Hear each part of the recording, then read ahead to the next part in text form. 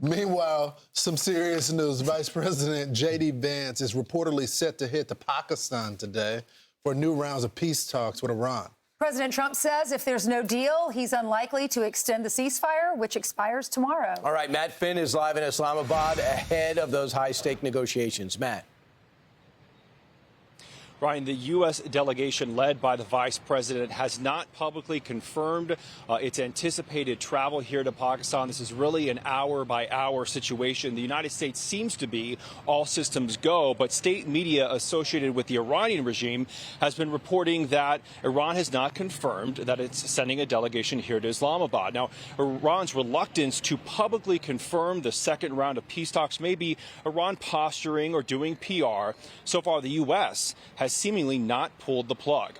Iranian state media claims one sticking point is the U.S. blockade. State media has said as long as that blockade remains on the Strait of Hormuz, Iran may not negotiate. But the president has said the blockade will remain in place on the strait. And the president is also warning about the future of the two-week ceasefire, which was broken anyway and is set to expire tomorrow.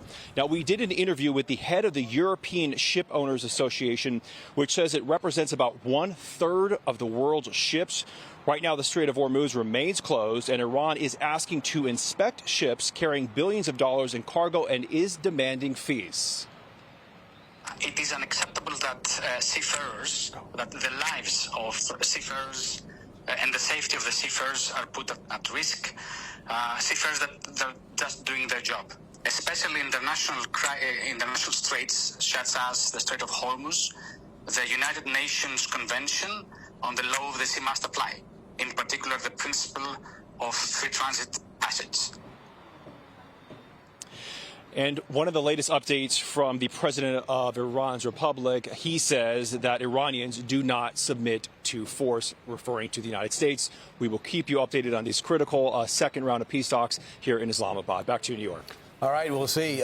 All eyes in Islamabad. Thanks so much, Matt. The first three didn't submit to negotiations either, Brian, and they're no longer with us. Right, and a lot of the IRGC leadership has been killed. Yeah. Certainly, they've lost 40 people in the initial strike, including the Grand Ayatollah. But throughout the ISW, the Institute for Study of War, has a story that The Economist kind of brought up in the first round of talks. I guess they had about 70 people there, but they couldn't agree. They were fighting with each other, and it was the Pakistanis that were, guys, settle down, come up with one message.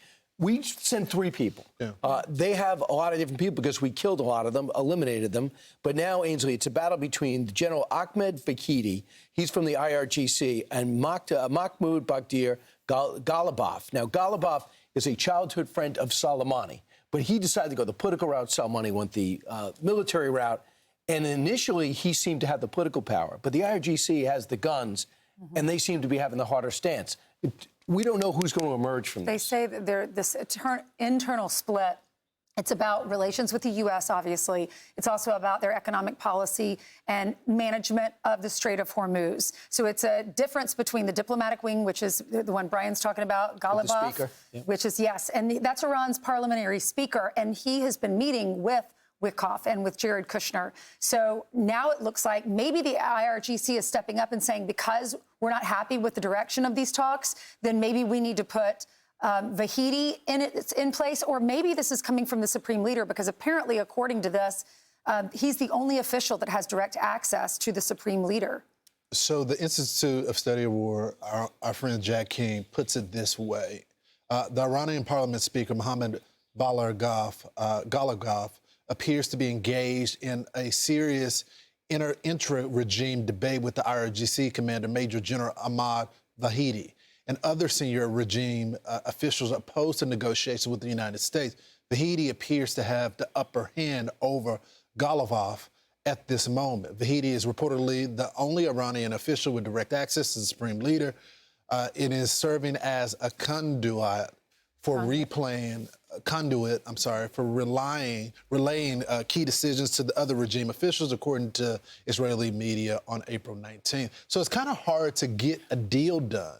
I mean, I always thought that a deal was a long shot because of an ideology that they have there. They don't want a deal. They want to kill Jews and they want to kill Americans. That's just their state. And now the Gulf states now, because they feel like they're sellouts to the religion. So it's kind of hard to get a deal done when you can't even get the Iranians on the same page here. And the people that have the most leverage when it comes to the Iranians are the people with the guns, as you point out. Yeah, you got to open up the Strait. And the Iranian parliament is now attempting to formalize Iranian control over the Strait of Hormuz by drafting a bill that would ban Israel-linked vessels, and I'm sure ours as well. They can't do that. We're not going to agree with that. We'll never agree with that. The world's not going to agree with that. But if they feel they're still going to hold on to that and drag out negotiations, we'll be back in battle. But they're just posturing right now. This vote would mean nothing. America has control of the Strait right now. I mean, it's just pretty much, we decide who goes in and who goes out. So this vote wouldn't really mean anything. It's like we've been saying, it's the easy way or the hard way.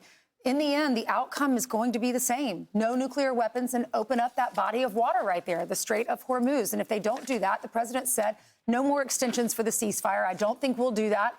He says, I'll just start blowing up bridges and power plants. He doesn't want to do that because he wants peace, and he doesn't want to interrupt the people there that are the innocent civilians. But he might not have a choice. Yeah, this guy Vahidi is as evil as it gets. He's got, like, if he travels, he's going to get arrested. He's accused of the assassination of a Jewish leader, did a bombing over in Argentina, former interior minister, defense minister, former commander of the RGC Quds Force, and now he wants to take over. And if you want to get back to the fight, this is the guy you put back in charge. The question is, do they want to get back to the fight? Do they feel it's to their advantage to do this? Now they have the speaker comes out and says, we have added new things to our arsenal. I don't know how you've done that. It looks like you're trying to dig out what's left of your arsenal. So I guess we're going to see what's going to happen shortly. I did see, you said that one of the ships did get through. Well, they're saying, that's what the Iranians are saying. The army is saying that one of the, we haven't confirmed that, but that's what they're telling Al Jazeera. So I think whether it got through or not, the attempt to try to get through just shows you they're not taking it very seriously. I don't think the United States would allow them to get through. Be sure to like and subscribe for all the Fox News latest on YouTube and catch full shows streaming now on Fox One.